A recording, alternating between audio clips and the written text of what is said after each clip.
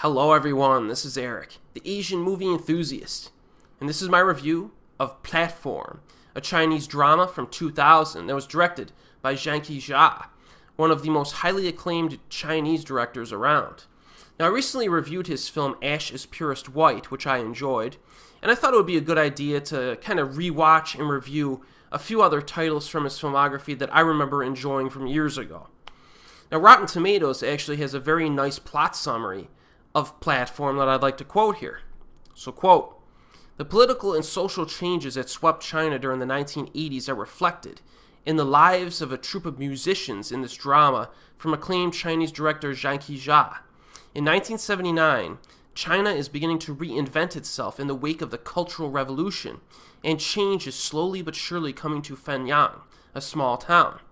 The influences of the West, such as pop music, television, etc., and the adoption of the more modern social conventions, such as birth control, that type of thing, begin to slowly manifest themselves in Fenyang, and two young people find their own lives beginning to change," unquote.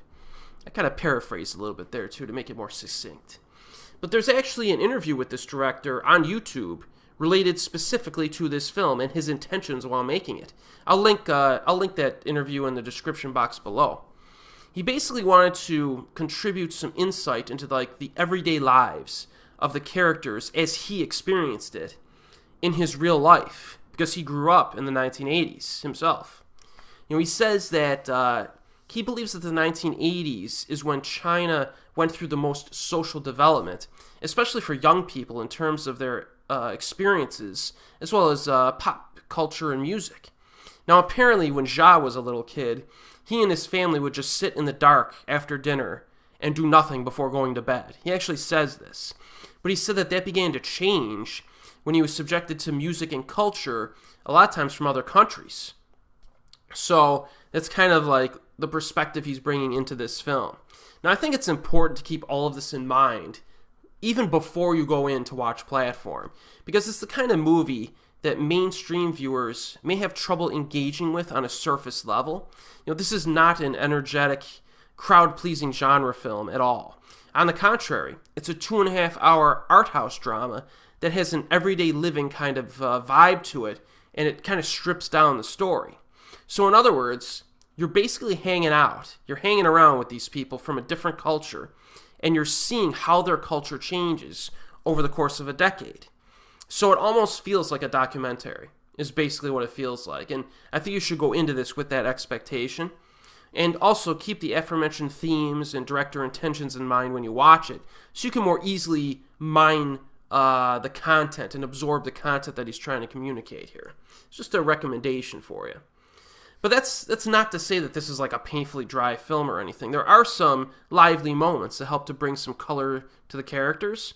There's very early on, there's an argument of sorts on a bus involving one of the troupe actors who did a bad train impression on stage.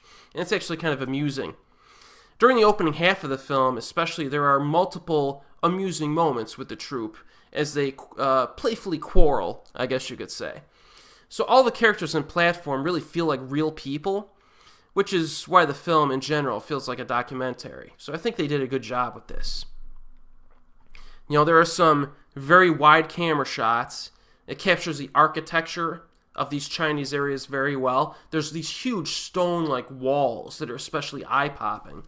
And some of them are kind of debilitated a little bit, kind of falling apart as well, which is kind of a cool aesthetic. There are also some very nice shots of natural environments to enjoy. So if you're a fan of this director, you'll also recognize some of the actors in this. Tao Zhao has been in a number of Jia's films, including Ash is Purest White, so it's nice to see her in Platform as well. Now, overall, I enjoy this movie. I think it's good. But do I think it's consistently enthralling? No. Do I think it's one of the best films of the 2000s? No, I don't think so. I think it does have some pacing issues, and it's a bit on the long side, but it's a good entry point for Jia. If you watch this and you enjoy it, if you enjoy Platform, there's a good chance you're going to enjoy some of this director's other films. This is currently available on Region 1 DVD in the United States. So given what I told you, if you want to, I don't know, flex your cinematic muscles if you're a mainstream viewer and you want to kind of challenge yourself to sit through something more, art house and slow and deliberate and almost documentary style, check this one out. I think it's a good flick. And as always, we'll see you next time.